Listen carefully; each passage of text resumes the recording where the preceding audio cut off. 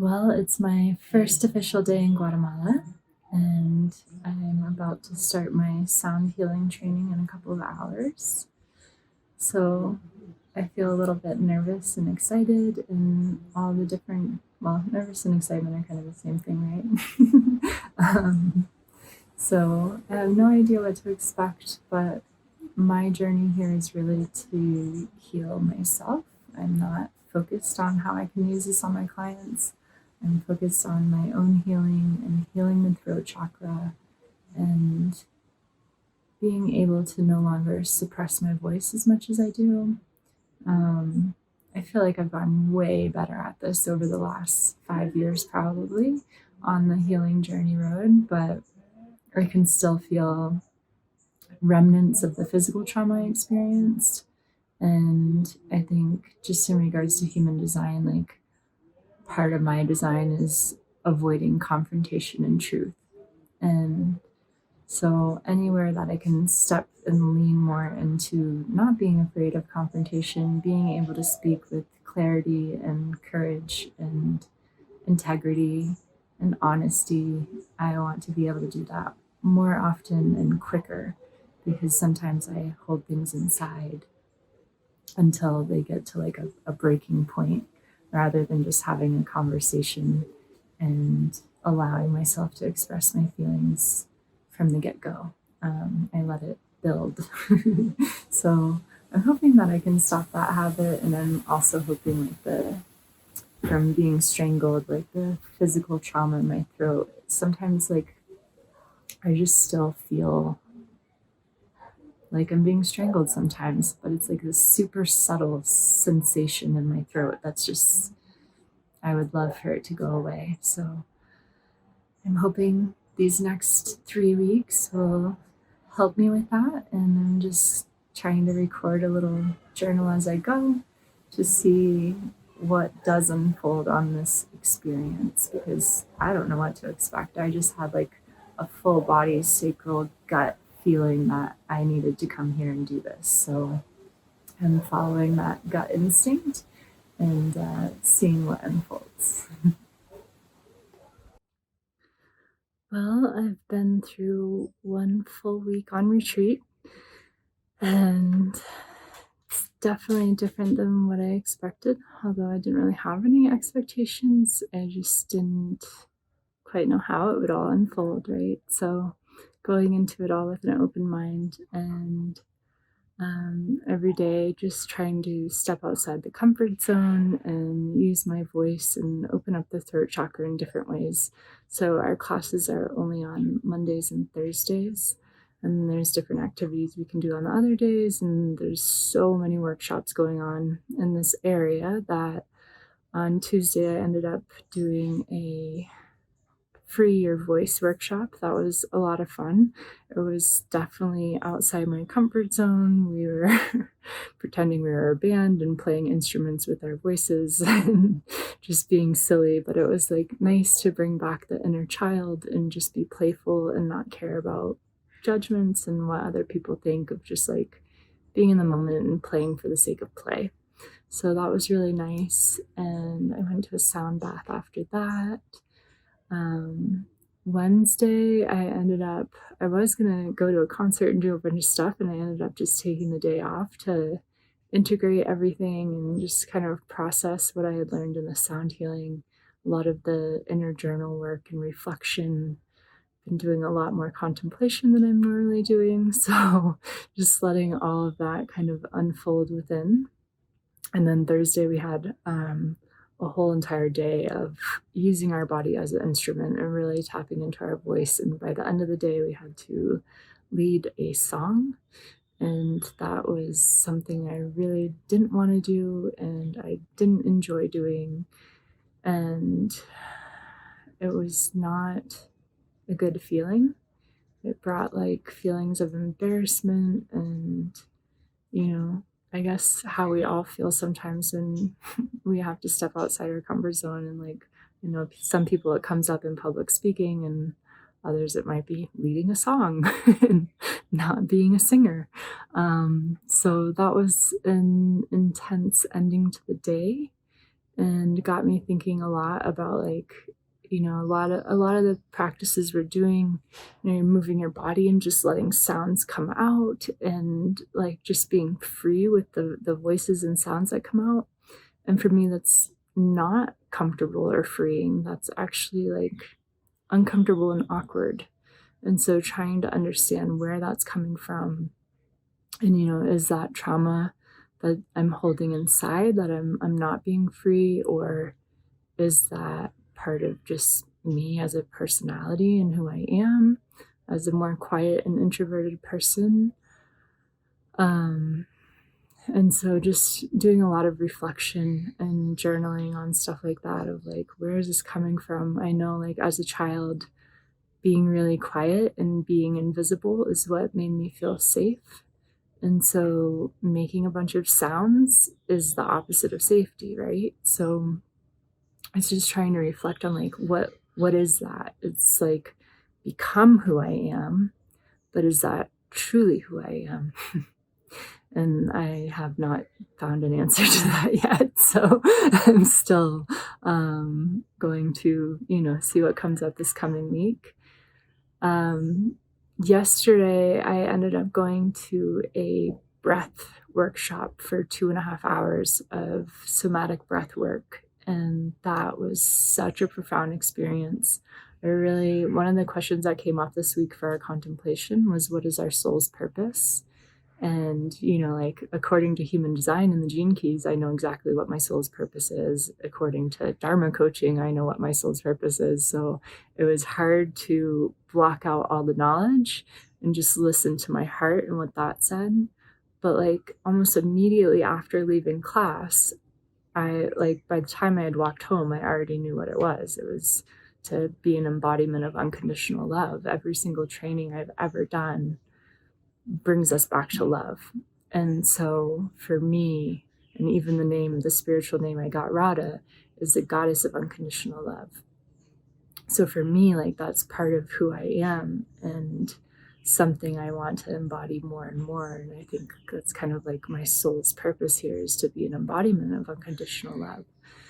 And so, reflecting on that and really understanding like, if that's something I want to embody more, then I have to be more mindful of it. So with the breathing practice, my intention at the beginning was to release any trauma, any blockages that is getting in my way of truly embodying unconditional love and letting that go. And the breathwork process was amazing. It was just 2.5 hours of oxygenating the body. And with the somatic breath work, I always get tingles. My hands start tingling, my torso, like you get into like these, or I get into these like breathless states where I become so oxygenated that my breathing just completely stops. And when that happened, the teacher came over and placed her hand on my heart and my belly and just sat with me there until I started breathing again. But she did it in a way that didn't make me feel like I had to immediately come back to the breath. It was just kind of like, waiting for it to naturally start happening again. And it was just a beautiful experience. I thought about my mom and how I'd love to share an experience like that with her, and thought about like my own breathing practices. And, when people come to our retreats, how I want them to have these profound and beautiful experiences too. So it was really beautiful. And at the end, it was almost like everyone was speechless. Like nobody had words to really close the circle with, but I just knew that my heart felt wide open. And it was like, for the first time, I actually connected with that heart chakra, that energy center in the chest. And like, I could just feel that it was like open. There are no blockages. It was just open. And I really can't find words for it, because like I'm so hyper aware of the throat chakra because there's trauma there. But the heart, it's not something I've, really been highly physically aware, unless I'm going through heartbreak, then I can feel it, right?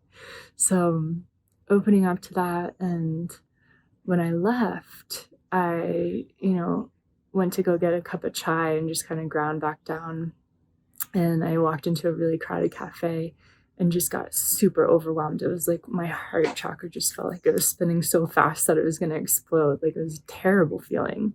And so I left that cafe and went to one that was super empty and just like sat away from as isolated as I could for myself. Just had something to eat, had my cup of chai, grounded back down, and then went to a sound bath for a couple hours and just let that, as I was walking to the sound bath, I was like, oh my God, this is why you can't walk around being an embodiment of unconditional love. Your freaking heart will explode. So in the sound bath, my intention for that was, it is safe to have an open heart. It is safe to be an embodiment of unconditional love. And you just need to learn how to use this energy and embrace it and be open-hearted. And so by the end of the sound bath, I felt really good. I felt calm and balanced and back to center. My heart still felt open, but in a much safer way. And so I came home and just wanted to disconnect from it all. I didn't do any journaling. I just put on some Netflix and just needed to not be mindful and just be mindless for a while. And then as the night went on, all of a sudden, my heart just felt like wide open in a way that it felt like it had like blasted open and all the scar tissue was gone. And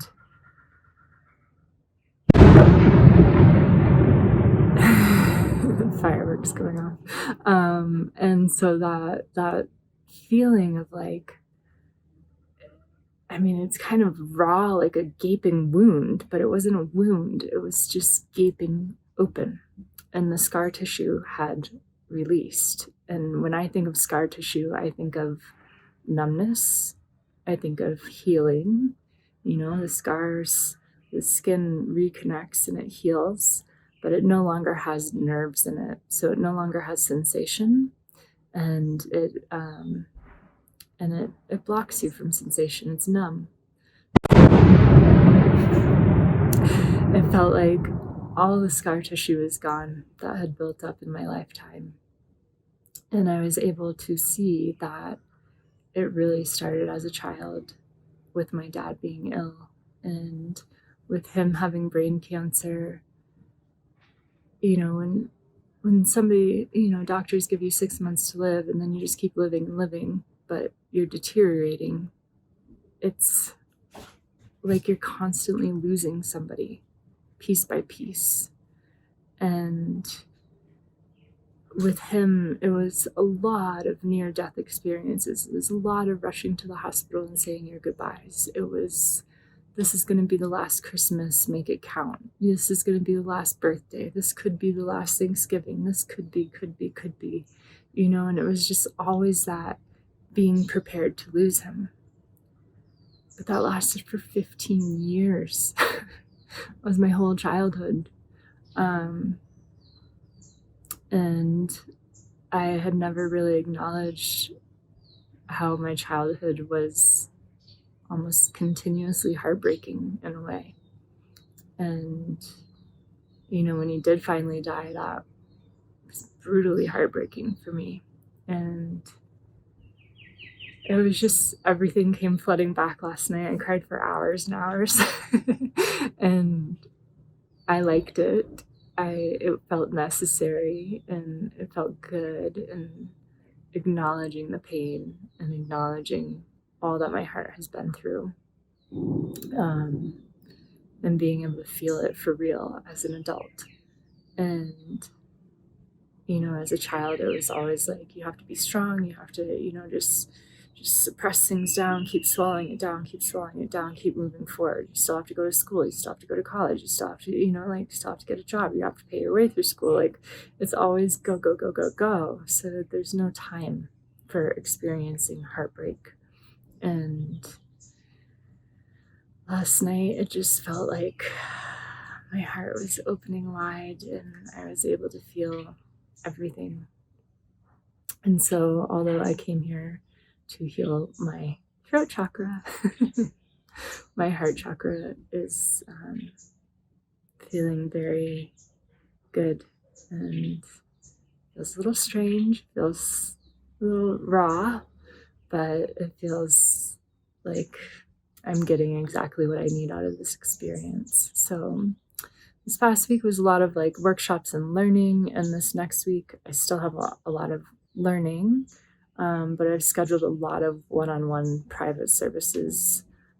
So I am getting some body work done with some energetic work done to try to clear anything from the throat. I'm doing a soul retrieval session. And so we'll see how everything goes this week. And yeah, it's amazing. Like this week has been a lot. Like my soul feels tired. So today I'm just resting and trying to integrate and prepare for the week ahead. And so this is what just 1 week on a healing retreat can do. So we'll see what the next 2 weeks has in store. I'm really excited about it and looking forward to seeing how it all unfolds. So that's it.